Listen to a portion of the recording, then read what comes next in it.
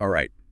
Ready to dive into the four agreements. Uh-huh. Seems like you're ready for some serious personal transformation. Yeah. And this book, with its Toltec wisdom and practical advice, it might be the perfect guide for that. Totally. I love how Ruiz makes the wisdom so accessible through his storytelling. Yeah, like right off the bat, that image of the smoky mirror, so vivid. It's brilliant, right? Right there. It's the perfect metaphor to explain how most of us are going through life. Okay, so for anyone just starting out with the four agreements, Yeah.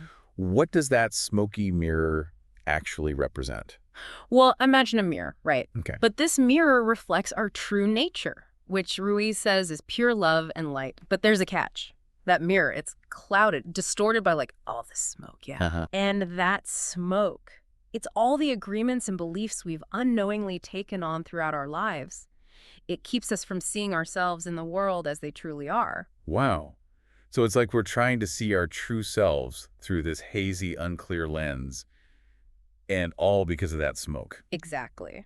And in the book, Ruiz digs into how we end up with all that smoke in the first place. He calls it domestication. Domestication. Like how we train animals. Precisely. Ruiz argues that from childhood, we're rewarded for conforming to society's rules and punished for breaking them. Interesting. We learn to behave in ways that get us approval, even if those behaviors go against our true nature. Makes you think, doesn't it? It does. It's this process of domestication that creates the smoke. Ah, so that smoke is those limiting beliefs and agreements, the ones clouding our perception. And those rules we internalize, they become like our own personal book of law, right? One that we often follow unconsciously. Yeah, like we've built these little prisons for ourselves. We really have. So with all this smoke and these prisons, how do we even begin to break free? Where do the four agreements fit into all of this? So the four agreements, they're like keys, right? To unlock those prison doors we were talking about. Tools to help us see past all that smoke and rewrite our own book of law. That's a great way to put it. But where do we even begin? Well, Ruiz lays it all out, starting with agreement 1. Be impeccable with your word. Okay. Be impeccable with your word. You know, that one always makes me think of that old saying, sticks and stones may break my bones, but words will never hurt me. Right. Like, clearly, whoever came up with that hadn't read the four agreements. Not a chance. Words have so much power. Ruiz actually compares them to magical spells, you know, because they can create, but they can also destroy. I like that. Magical spells. And it's not just some abstract idea either. Think about it, right? How do you feel when someone gives you genuine praise? Oh, amazing. Exactly. But then on the flip side, think about how a hurtful comment, even one from years ago, can still sting. Ugh, don't even get me started. Yeah, words can leave a mark, that's for sure. They really do. And it's like gossip, right? Ruiz calls it black magic, spreading negativity, often with no basis in reality. It's true. And it gets us nowhere. And all that negativity, those careless words, they just add to the smoke, clouding our perception. And not just ours, but the perception of others, too. Oh, that's a good point. It's like when we gossip, we're not just passing on information. We're actually reinforcing negative beliefs. Interesting. And then those beliefs, they get woven into the fabric of our reality. Wow. I never thought of it that way. It's like we're all contributing to this collective hazy vision of the world. Exactly. Okay, so being impeccable with our word, it's about being mindful of the words we choose, not just for others, but for ourselves too, right? Yes. Because how often do we tear ourselves down with all that negative self-talk? All the time. We're so much harder on ourselves than we would ever be on anyone else. It's so true. And that internal dialogue, it's just as powerful, if not more so, than anything we say out loud. That's a great point. So being impeccable with our word, it's about choosing words that uplift and empower for ourselves and for the people around us. It's about speaking our truth, but with kindness, with awareness. Okay, that makes sense. So then how does that lead into agreement 2? Don't take anything personally, because honestly, that one can be a toughie. Oh, tell me about it. It's definitely a practice, not something you just master overnight. Right. But I think remembering that smoky mirror metaphor, that can be a game changer.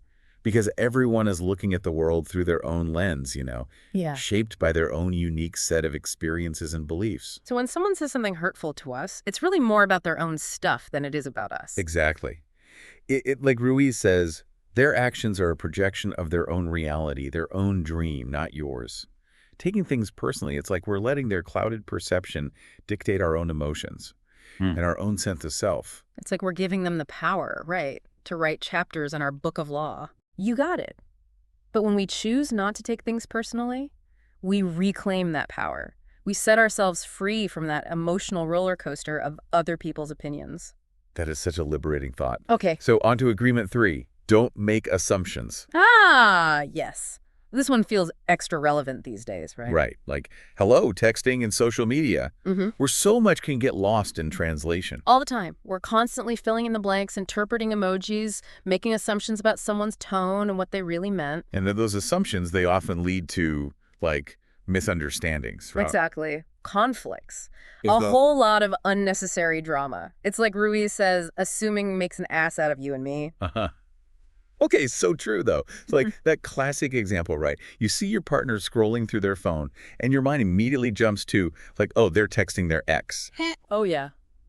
Been there. Our minds can create these crazy stories. Based on zero evidence. Right. It's wild, right? It is. So what's the antidote to all this assuming?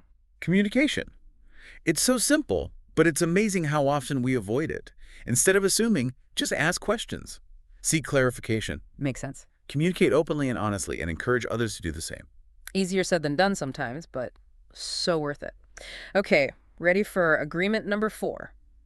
Bring it on. What is it? All right, agreement 4.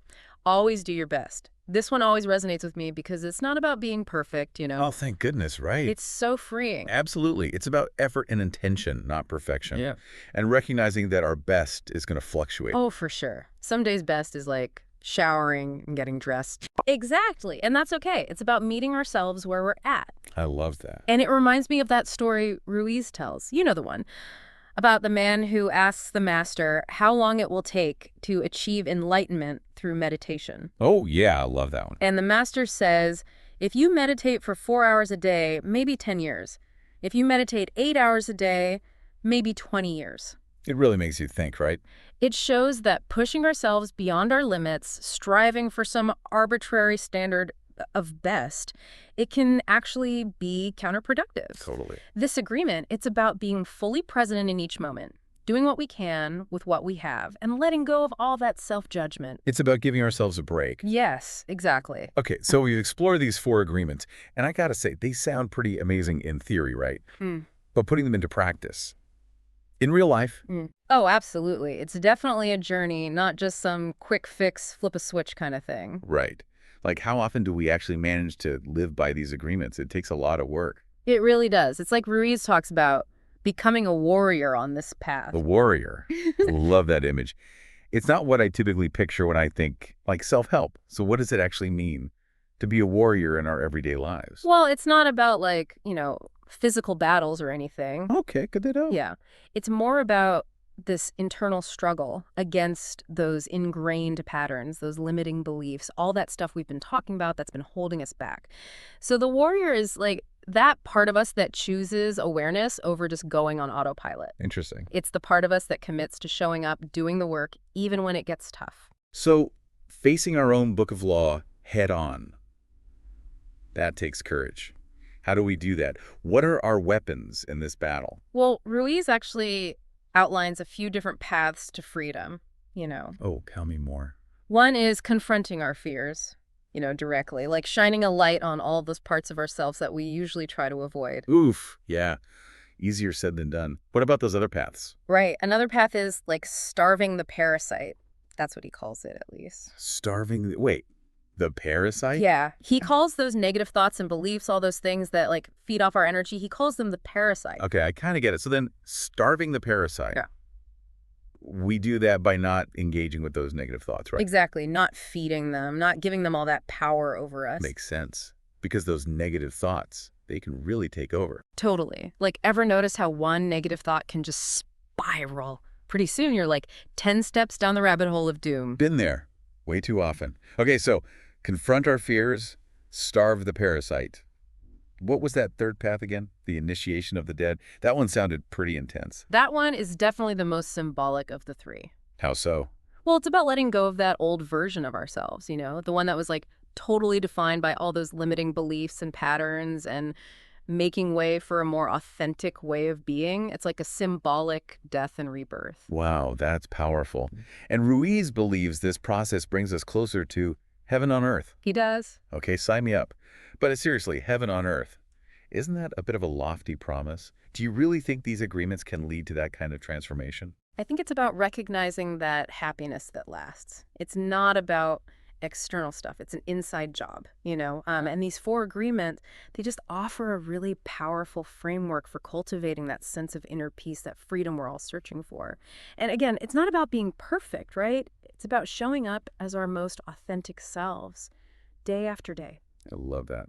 So as we wrap up our deep dive into the 4 agreements, what did you say is the most important thing for our listeners to take away from this? What's that one thing to really, really focus on? If there's one thing to remember, it's that you are the author of your own story, the book of law you've been living by. It's not set in stone. You have the power to rewrite it. You can create a new dream for yourself, a dream rooted in freedom, in authenticity, and in love. I love that. It all starts with awareness, choosing to see ourselves and the world through a clearer lens, right? Less smoke and mirrors. Exactly. That is such a powerful message. So as you move forward from this deep dive, think about this. What agreements are you ready to let go of? What does your personal heaven on earth look like? And what's that one small step you can take today, right now, to start creating it? Keep those questions in mind. And remember, you have the power to transform your life. You really do. Thanks for joining us on this deep dive into the 4 agreements. Until next time.